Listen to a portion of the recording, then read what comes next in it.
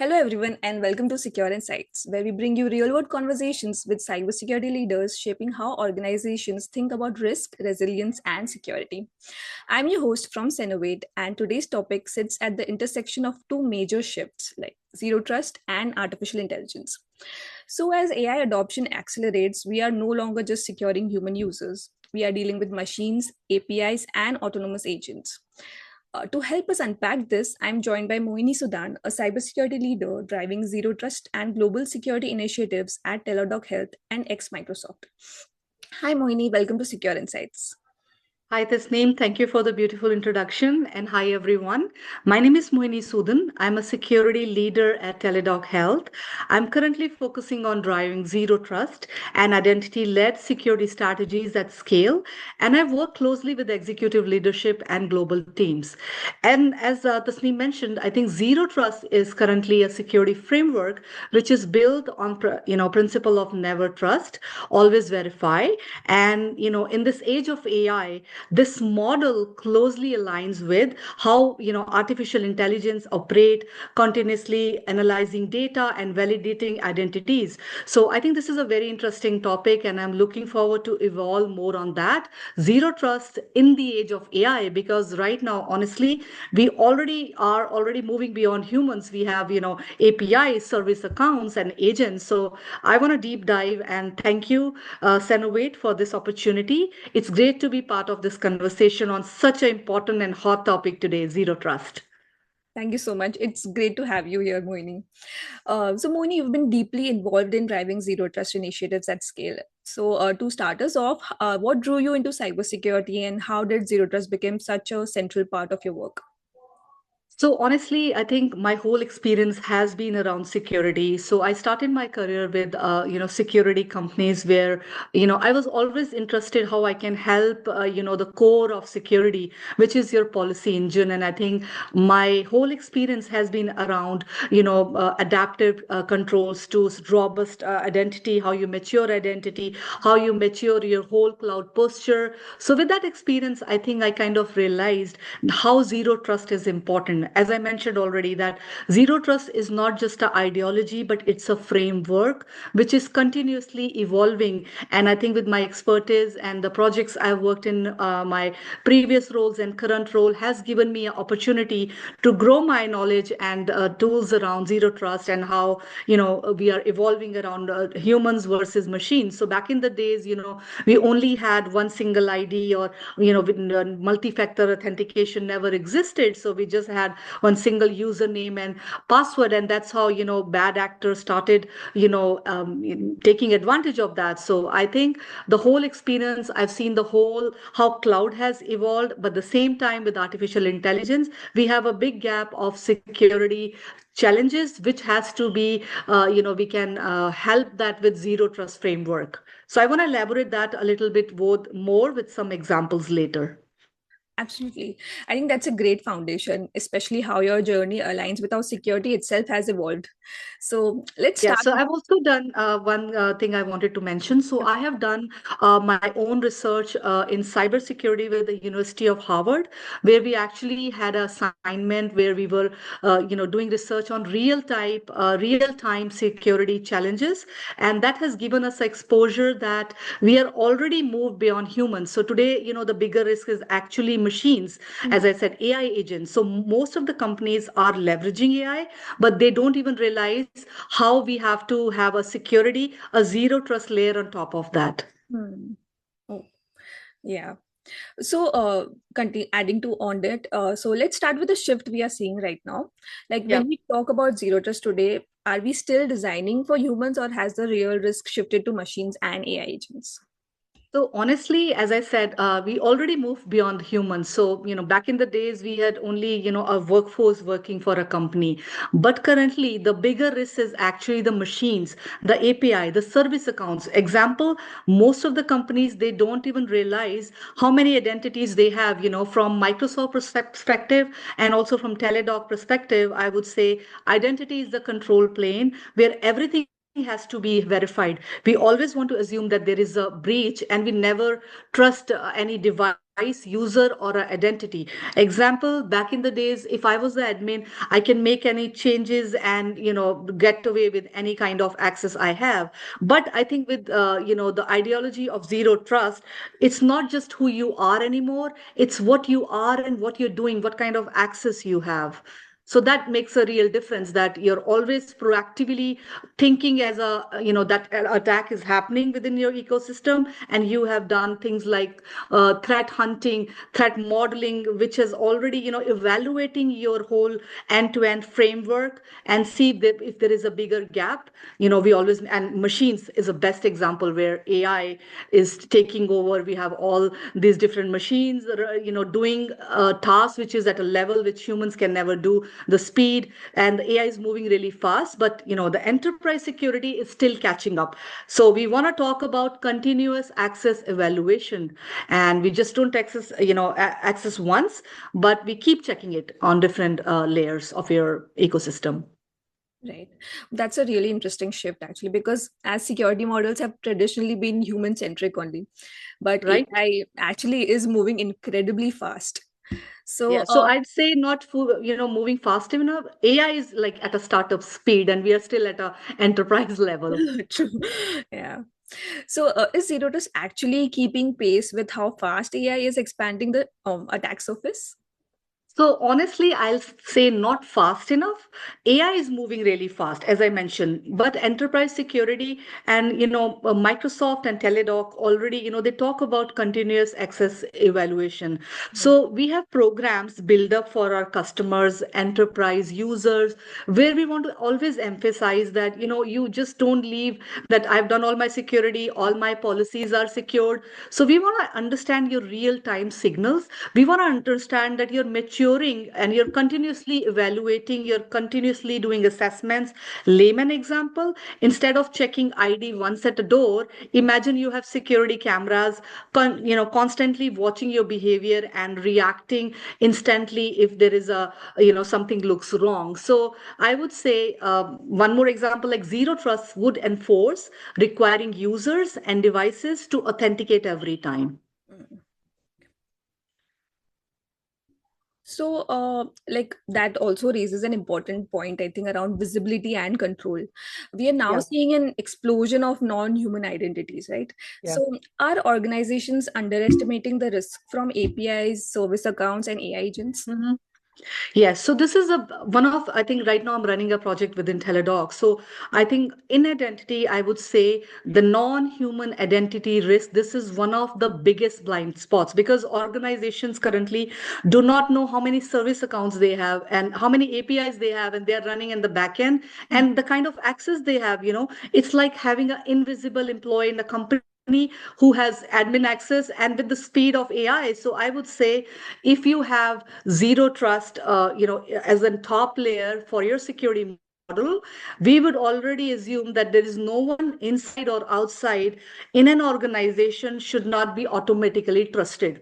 So, for audience, I would say think of zero trust like a locked door that requires a key. Every time you want to enter, no matter who you are, we will ensure that there is safety, even if somebody has some kind of different key, but we want to evaluate, continuously evaluate how your access is managed. So nobody will have free passes to the door, which used to be the case back in years when cloud has evolved. That's a powerful insight, especially because like many systems still treat identity in a very traditional way. So, like let's push this further. And what does zero trust look like when the user is an autonomous AI agent making decisions? Yeah, that's a very smart question. I would say AI agents, they act like users, but at a machine speed. For example, yesterday I was talking about a AI agent which is powered by a virtual assistant in a company. It can automatically schedule meetings and process leave requests and all of that. That's all fancy stuff. But when you talk about security, there is a gap here, because those AI agents can even access your confidential data, your employee records, and even respond to your sensitive emails. So, as I said, again, I will emphasize on everything needs to be continuously verified. If a AI suddenly tries to access data, it's normally doesn't handle security system with the flag behavior and prompt, triggers the extra validation, block the actions right away until it's reviewed, and this will, I would say this will prevent mistakes or misuse while allowing these agents to work efficiently. Yeah, that really changes how we think about identity entirely. So, Yes. So think of, one example I wanted to say that we treat them like, privilege identities. So, nothing of that sort. I would say we verify who they are, what they're doing, and we want to monitor everything continuously. And, these are like super fast interns. They are really smart, but with all kind of admin accent, and you need all kind of controls on top of them. And that's what zero trust, very important with AI. right. So, like, how should identity governance evolve when machines start outnumbering humans? So I would say identity governance is not just about people anymore. AI agents are like computer programs. So they can, make decisions, take actions on their own. So they often help organizations, automate the task and all of that. Mm. But as they act independently, again, it's important to log their behavior closely, monitor if there are any mistakes or even if there is a misuse. So that includes example, API access should be adjusted automatically instead of manual reviews every few months. So that would be my best recommendation, that it's not just about people. We are proactively automating instead of manual reviews every month. Mm. That's a critical shift. So, like, in your experience, what are most organizations still getting wrong here? So I think this is what I've seen the pattern over the years, because I've been involved in many projects which are even federal, with federal governments here. And when we initially did our research, what I found was organizations are really stuck in the old way of doing things, like too much access, no ownership, static policies. As I mentioned in the beginning of this podcast, that policies have to be robust, and attackers will always try to target identity paths now. So zero trust means you want to think about least privilege access and continuous verification. So I think that would be my best recommendation here. I think that's a great reality check because Yeah. a lot of organizations rely heavily on MFA and SSO, like as we see at Sennovate Right. as well, like the clients that we deal with. So they are still relying a lot on MFA and SSO, and Zero Trust is the way to go ahead. So, are MFA and SSO enough anymore in a world of AI-driven attacks, or do we need a model of continuous trust? So to be honest, MFA and SSO single sign-on are important, but they're not enough. Like they answer who you are, not whether you should still have access. Like in simple terms, AI agents are like computer that can make decisions, take actions on their own because they work quickly, but they do a lot on their own. And then again, it's important to keep a close eye on them so that they don't make mistakes or do something they are not supposed to do. So, we want to make some rules which is not causing problem, and that's where we need continuous evaluation. So to summarize, MFO and SSO is important, but they are not enough. We need a layer of zero trust. Hmm. That's a fascinating shift, like from static controls to adaptive security. So, like Mhm. now with AI on both sides, does Zero Trust still hold up in this kind of attacker versus defender AI arms race? So yeah, AI is on the both sides, by the way. So from my perspective, my experience, I would say identity governance is central for securing any digital state, any digital environment, and enabling productivity. But I think we want to even thought about automating adaptive access controls, continuous monitoring of your solutions. Example, Active Directory, we can leverage tools like Microsoft Entra.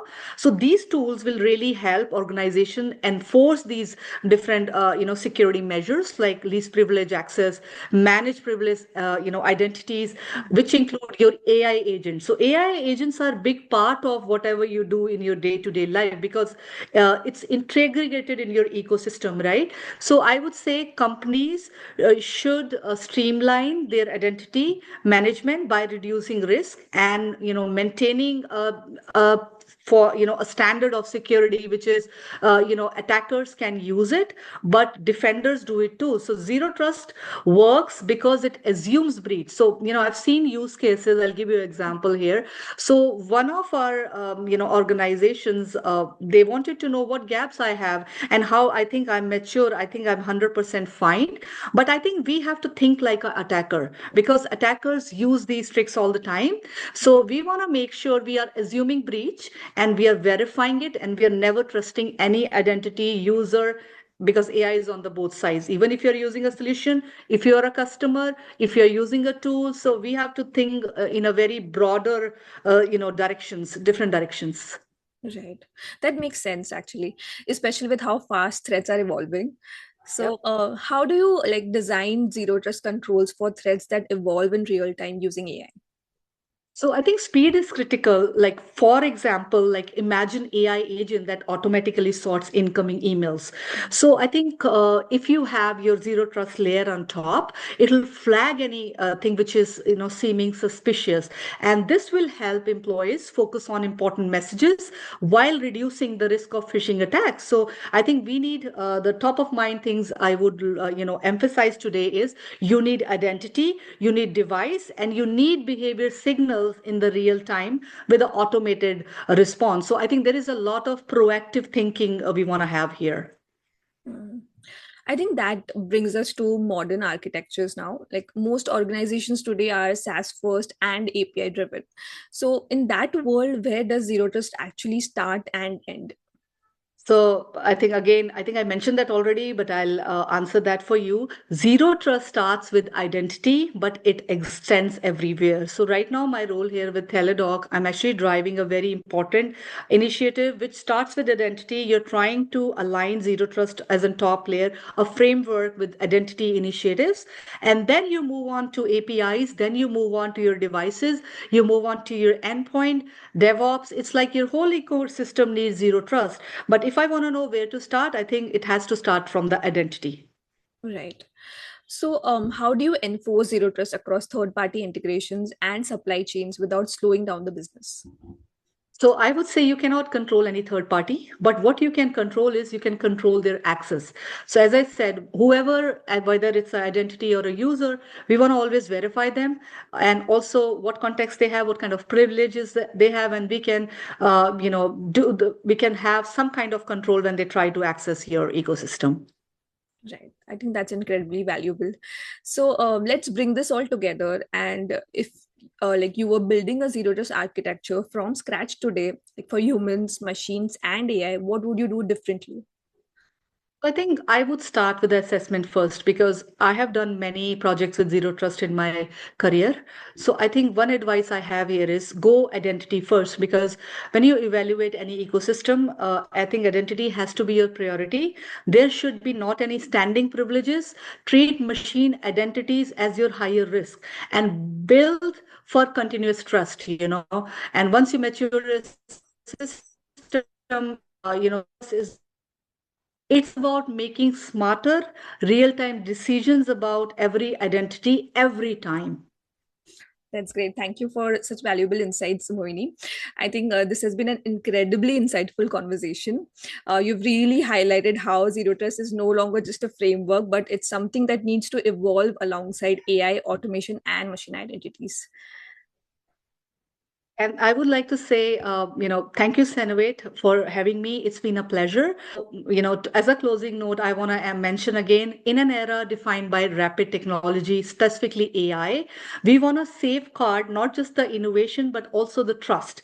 So by embracing, proactively thinking about how we want to, have some collaborative practices around the organizations where we can actually proactively navigate these threats, empower their people to thrive, and digital resilience is not a goal, it's an ongoing journey. So zero trust is an ongoing journey. You're evolving every day, and I think next 5 years when AI takes over, I think zero trust will evolve as well, and it's an ongoing journey. We are all learning, we are all growing with AI and zero trust as in top layer. Thank you for sharing that, Moini. And I think this brings us to the end of this episode of Secure Insights. A big thank you to Mohini Soodan for sharing her perspective on how Zero Trust is evolving in the age of AI. And if you found this conversation valuable, don't forget to follow for more insights from cybersecurity leaders. Until next time, stay secure. Thank you, Moini. Thank you.